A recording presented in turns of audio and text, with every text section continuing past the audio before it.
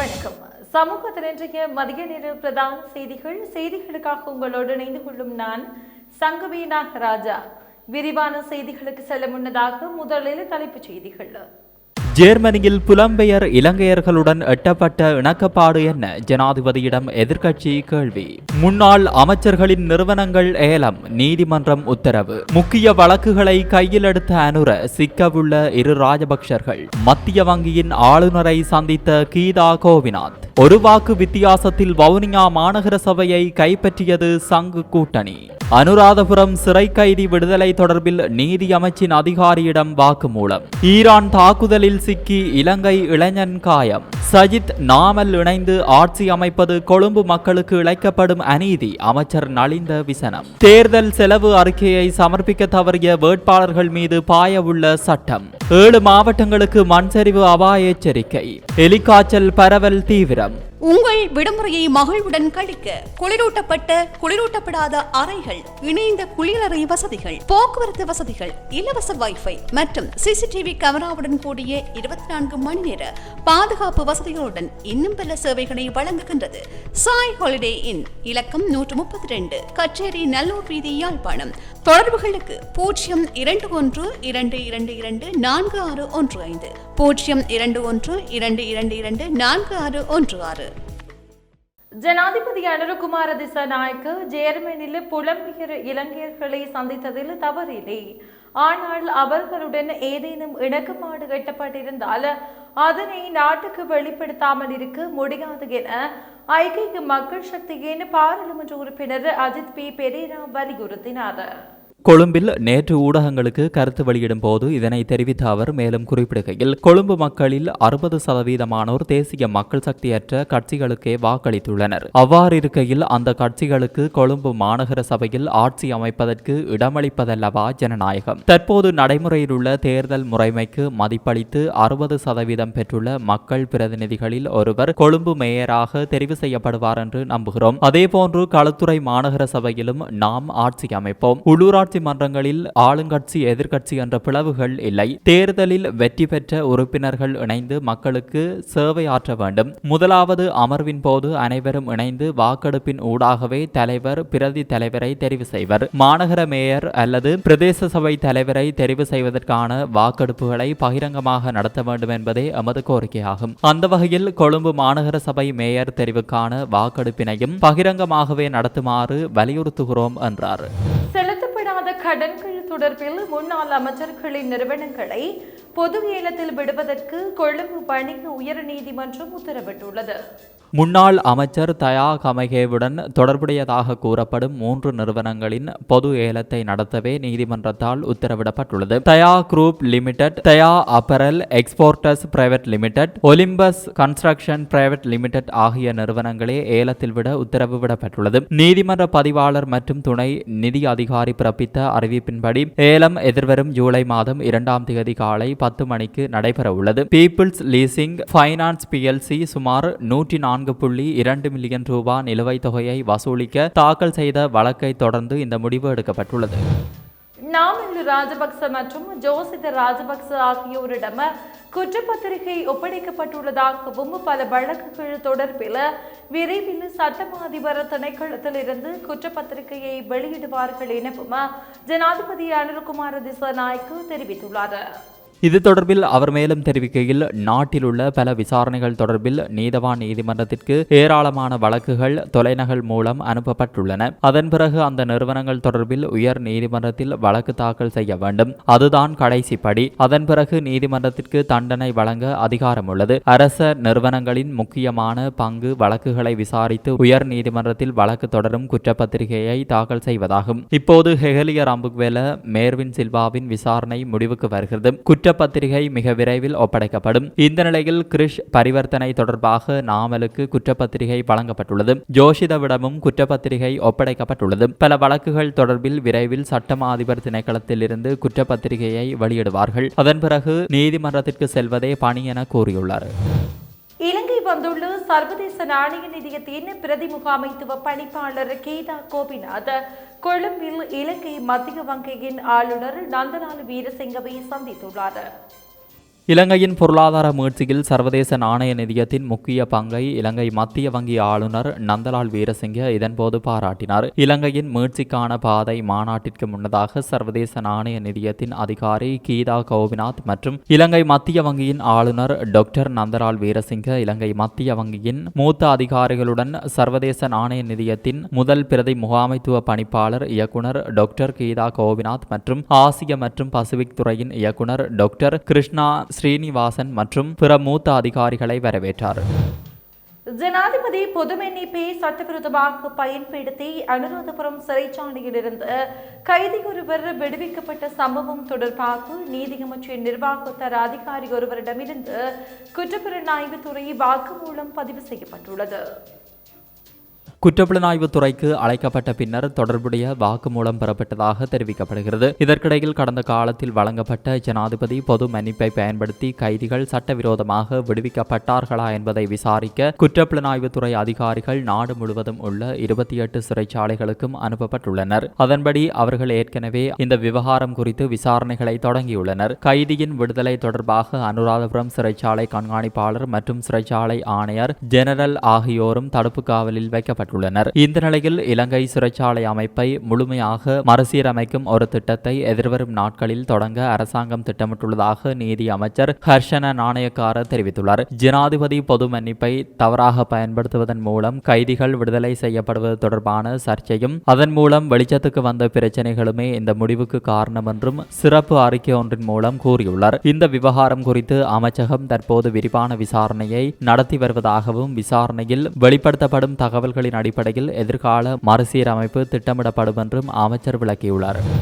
வவுனியா மாநகர சபையில் ஒரு வாக்கு வித்தியாசத்தில் ஜனநாயக தமிழ் தேசிய கூட்டணியைச் சேர்ந்த சுந்தரலிங்கம் காண்டீபன் முதல்வராக தெரிவு செய்யப்பட்டுள்ளதுடன் அந்த கூட்டணியைச் சேர்ந்த ஜனநாயக தேசிய கூட்டணி உறுப்பினர் பரமேஸ்வரன் கார்தீபன் பிரதி முதல்வராக தெரிவு செய்யப்பட்டுள்ளனர். வவுனியா மாநகர சபைக்கான முதல்வர் பிரதி முதல்வர் தெரிவு வடமாகாண உள்ளூராட்சி ஆணையாளர் தேவநந்தினி தலைமையில் வவுனியா மாநகர சபையின் ஒன்றுகூடல் மண்டபத்தில் இன்று காலை இடம்பெற்றது. இதன்போது முதல்வர் தெரிவு மற்றும் பிரதி முதல்வர் தெரிவுகள் பகிரங்க வாக்களிப்பு மூலம் நடத்தப்பட்டது. அந்த வகையில் சங்கு கூட்டணியின் சார்பாக போட்டியிட்ட சு காண்டீவனுக்கு ஆதரவாக 11 வாக்குகளும், தேசிய மக்கள் சக்தி சார்பாக போட்டியிட்ட சிவசோதி சிவசங்கருக்கு 10 வாக்குகளும் கிடைக்கப்பெற்றன. இதன் அடிப்படையில் சங்கு கூட்டணியை சேர்ந்த சு காண்டீவன் புதிய முதல்வராக தெரிவு செய்யப்பட்டார். இதனையடுத்து பிரதி முதல்வராக ஜனநாயக தேசிய கூட்டணி சார்பில் போட்டியிட்ட பரமேஸ்வரன் கார்தீவனுக்கு ஆதரவாக 11 வாக்குகளும், சுயேட்சை குழுவை சேர்ந்த சிவசுப்பிரமணியம் பிரேமதாசுக்கு 10 வாக்குகளும் ஆதரவாக அளிக்கப்பட்டன. இதனையடுத்து ஜனநாயக தேசிய கூட்டணியின் உறுப்பினர் பரமேஸ்வரன் கார்தீபன் பிரதி முதல்வராக தெரிவு செய்யப்பட்டார். இஸ்ரேலின் பீனி பிராக் பகுதியில் ஈரானிய ஏவுகணை தாக்குதலில் சிக்கி இலங்கை இளைஞர் ஒருவர் காயமடைந்துள்ளார். இன்று காலை இந்த சம்பவம் இடம்பெற்றுள்ளது. கட்டுமான தளத்தில் பணிபுரிந்து கொண்டிருந்த இலங்கை இளைஞரே காயமடைந்துள்ளதாக சர்வதேச ஊடகங்கள் தெரிவிக்கின்றன. ஏற்கனவே இவ்வாறு 2 இலங்கை பெண்கள் சிறு காயங்களுக்கு உள்ளாகினர். இஸ்ரேலின் வலிந்த தாக்குதலை அடுத்து ஈரான் நடத்தி வரும் தாக்குதல்களால் இஸ்ரேலின் பல பகுதிகளுக்கு கடும் சேதம் ஏற்பட்டுள்ளது. கொழும்பு மாநகர சபையில் சஜித் நாமல் இணைந்து ஆட்சியமைப்பதாக கூறினால் அது கொழும்பு மக்களுக்கு இழைக்கப்படும் அநீதியாகும் என சுகாதார அமைச்சர் நலிந்த ஜெயதிச தெரிவித்தார். தம்புத்தேகம வைத்தியசாலை வளாகத்தில் நேற்று ஊடகங்களுக்கு கருத்து வெளியிடும் போது இதனை தெரிவித்த அவர் மேலும் குறிப்பிடுகையில், கொழும்பு மாநகர சபையில் ஆட்சி அமைப்பதற்கு மக்கள் தேசிய மக்கள் சக்திக்கு அதிகாரத்தை வழங்கியிருக்கின்றனர். எமது குழுக்களையே நாம் தேர்தலில் களமிறக்கியிருந்தோம். வெவ்வேறு கொள்கைகள், வெவ்வேறு வேலை திட்டங்களுடன் ஐக்கிய மக்கள் சக்தி, ஐக்கிய தேசிய கட்சி, பொதுஜன பெரமுன என ஒவ்வொரு கட்சிகளும் தனித்தே போட்டியிட்டன. அந்த வகையில் கொழும்பு மாநகர சபையில் ஆட்சி அமைப்பதற்கான மக்கள் ஆணை எமக்கே கிடைத்திருக்கிறது. எனவே கொழும்பு மாநகர சபையின் அதிகாரம் தேசிய மக்கள் சக்திக்கு கிடைக்க வேண்டியது அத்தியாவசியமானதாகும். எனவே சஜித் நாமல் போன்றோர் இணைந்து கொழும்பில் ஆட்சி அமைப்பதாக கூறினால் அது கொழும்பு மக்களுக்கு இழைக்கப்படும் அநீதியாகும் என்றார். உள்ளூராட்சி மன்ற தேர்தல் செலவு அறிக்கைகளை சமர்ப்பிக்க தவறிய 2433 உள்ளூராட்சி வேட்பாளர்களின் பெயர்கள் சட்ட நடவடிக்கைக்காக போலீசாருக்கு அனுப்பப்படும் என தேர்தல் ஆணைக்குழுவின் தலைவர் ரத்நாயக்க தெரிவித்தார்.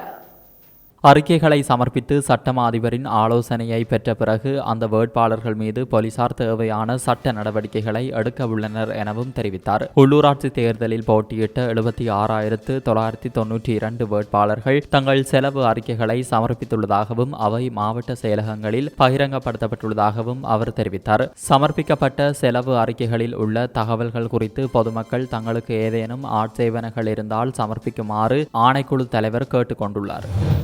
நிலவும் சீரற்ற காலநிலை காரணமாக 7 மாவட்டங்களுக்கு மண் சரிவு அபாய எச்சரிக்கையை தேசிய கட்டட ஆராய்ச்சி நிறுவனம் விடுத்துள்ளது. அதன்படி இரத்தினபுரி மாவட்டத்தில் அயகம மற்றும் இரத்தினபுரி பிரதேசங்களுக்கு 2ஆம் கட்டத்தின் கீழ் மண் சரிவு எச்சரிக்கை விடுக்கப்பட்டுள்ளது. 1ஆம் கட்டத்தின் கீழ் கொழும்பு மாவட்டத்தில் பாதுக்க, காலி மாவட்டத்தில் எல்பிட்டிய, களத்துறை மாவட்டத்தில் வெலல்லாவிட்ட, அங்கலவத்தை, பாலிந்தனுவர, புலட்சிங்கள மற்றும் மத்துகம பிரதேச செயலக பிரிவுகளுக்கு மண் சரிவு எச்சரிக்கை விடுக்கப்பட்டுள்ளது. மேலும் கண்டி மாவட்டத்தின் கங்கை ஹலகோரல, யட்டியாந்தோட்டை, தெர்னியகல, கேகாலை மாவட்டத்தில் தெஹியோவிட்ட, அம்பஹமுவ, நுவர்லியா மாவட்டத்தின் அம்பஹமுவ மற்றும் எஹலிய, எல்தவுரு, நிகலியகோ ஆகிய பிரதேச செயலாளர் பிரிவுகளுக்கு 1ஆம் கட்டத்தின் கீழ் தேசிய கட்டட ஆராய்ச்சி நிறுவனம் மண்சரிவு எச்சரிக்கையை விடுத்துள்ளது. பொதுமக்கள் எலிக்காய்ச்சல் தொடர்பில் அவதானத்துடன் செயற்படுமாறு விசேட வைத்திய நிபுணர் துசானி பெரேரா தெரிவித்துள்ளார்.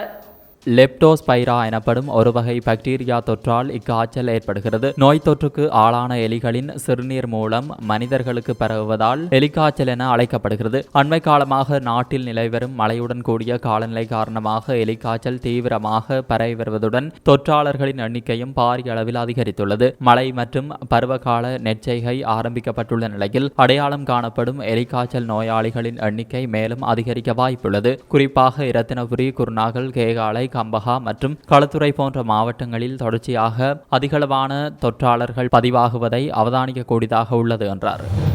நாட்டில் உள்ள அரசு மருத்துவமனைகளில் பொதுவாக பரிந்துரைக்கப்படும் மருந்துகளுக்கு பற்றாக்குறை இல்லை என பிரதி சுகாதார அமைச்சர் கன்சக விஜயமுனி தெரிவித்துள்ளார்.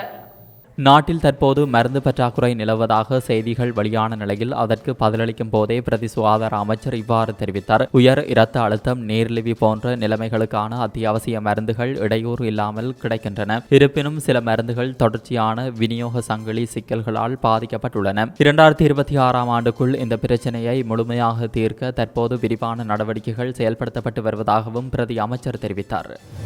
மன்னார் நகரசபை எல்லைக்குள் உள்ள மாடு வறுக்கும் நிலையத்திற்கு மன்னார் பொது சுகாதார வைத்திய அதிகாரிகள் பணிமனையினால் சீல் வைக்கப்பட்டுள்ளது. மன்னார் பொது சுகாதார வைத்திய பணிமனை அதிகாரிகளுக்கு கிடைக்கப்பெற்ற முறைப்பாட்டை தொடர்ந்து மேற்கொள்ளப்பட்ட ஆய்வு நடவடிக்கையின் போது மன்னார் பள்ளிமுனை பகுதியில் அமைந்துள்ள மாடு அறுக்கும் நிலையமானது பல வருடங்களாக சுகாதார நடைமுறைகளுக்கும் அரச அறிவுறுத்தல்களுக்கும் அமைய இயங்கி வராத நிலையில் மன்னார் சுகாதார வைத்திய அதிகாரி மற்றும் மன்னார் பொது சுகாதார பரிசோதகர்கள் இணைந்து குறித்த நடவடிக்கையை மேற்கொண்டுள்ளனர். குறிப்பாக மாடுகளை அறுக்கும் பகுதி அசுத்தமாக காணப்பட்டமை, உரிய சுகாதார நடைமுறைகள் பின்பற்றப்படாமை, கழிவு அகற்றும் செயல்பாடுகள் ஒழுங்கமைக்கப்படாமை, கழிவுநீர் தேங்கி காணப்படுகின்றமை, மாடுகளை அறுக்கும் போது பின்பற்ற வேண்டிய சுகாதார நடைமுறைகள் பின்பற்றப்படாமை, அரசு அறிவுறுத்தல்கள் பின்பற்றப்படாமை, மாடு அறுப்பதற்குரிய கட்டமைப்பு காணப்படாமை போன்ற பல்வேறு குறைபாடுகளின் அடிப்படையில் குறித்த நிலையத்திற்கு சீல் வைக்கப்பட்டுள்ளது. குறித்த செயல்பாட்டின் காரணமாக மன்னார் மாநகர சபைக்கு பல லட்சம் வருமான இழப்பு ஏற்பட உள்ள போதிலும் மக்களின் சுகாதார வசதிகளை கருத்தில் கொண்டு நகர சபையும் குறித்த சுகாதார குறைபாடுகளை நிவர்த்தி செய்வதற்கான ஏற்பாடுகளை மேற்கொண்டுள்ளது. முல்லைத்தீவு மாவட்டத்தின் மாஞ்சோலை பொது வைத்தியசாலைக்கு முன்பாக உள்ள கடை தொகுதியில் இன்று காலை தீப்பரவல் ஏற்பட்டதாக தெரிய வருகிறது.